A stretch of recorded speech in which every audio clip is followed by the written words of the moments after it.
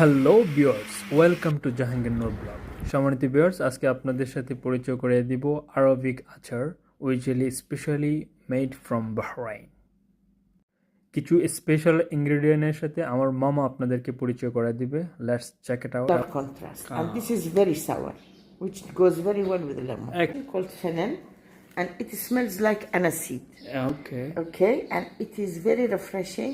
Maybe we'll take some of this part here. This we'll add to one of them.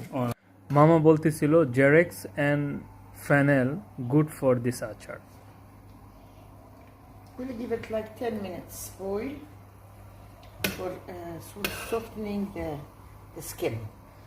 প্রথমেই আপনার মরিচগুলা 10 minutes boil করে নেবেন, যাতে করে আপনার মরিচের চামড়াটা উঠায়া সুন্দরভাবে ব্লান্ডার করতে পারেন।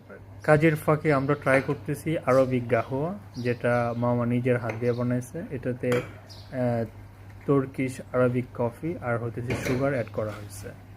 লুকটা রিয়েলি ইয়ামি। Let's try. বিসমিল্লাহ। So beautiful smell. দেখেন ভিউয়ার্স, এভাবে আপনারা বয়েল করে নেবেন। ক্যাপসিকাম আর হচ্ছে হট চিলি, এটার স্ক্যানটা আপনি খুব ইজিতেই রিমুভ করতে পারবেন। আর লেমনটা আমাদের মতো এরকম ছোটো ছোটো করে কেটে নেবেন, যাতে করে ব্লান্ড করতে আপনার জন্য ইজি হয়। আর ব্লান্ডার অবশ্যই হালকা করবেন। আর আমরা দেখেন চিলিগুলোর অলরেডি চিকেন ফ্রাই নিয়েছি, এখন আমরা ব্লান্ডার করি।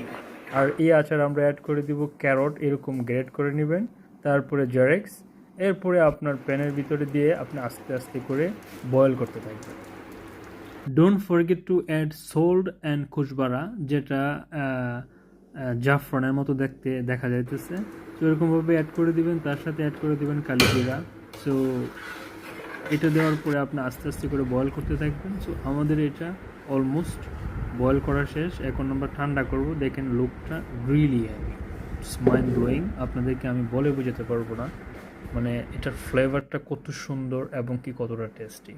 সো আমরা উপরে ফ্যান করতেছে, ফ্যানের নিচে আমরা এটা দিয়ে দিছি, অলমোস্ট ঠান্ডা হয়ে গেছে। সো আমরা কিছুক্ষণের ভিতরেই এটা প্যাকেজিং কার্যক্রম চালু হয়ে যাবে। আমার মামা সব কিছুই সুন্দরভাবে প্রিপেয়ার করে রাখছে।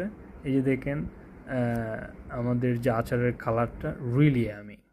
সো এখন আমার মামা এটাকে প্যাকেট করতেছে। এই যে দেখেন প্যাকেট করার সিস্টেমটা দেখেন, মানে কাজ করলে যে সব জায়গায় পড়বে বিষয়টা এরকম না। দেখেন কত সুন্দরভাবে উনি প্যাক করতেছে। প্যাক করার পরে গ্যাস এটার উপরে দিয়ে দিবে কিছু তেল। আর এই তেলটা যদি না দেয় তাহলে দেখা গেছে কি যে আচারটা শুকায় যাবে। যদি শুকায় যায় তাহলে কিন্তু এটা খেয়ে মজা লাগবে না এবং কি ফাঙ্গাস হয়ে যাওয়ার সম্ভাবনা আছে। আর আমরা যেভাবে স্টেরিলাইজ করছি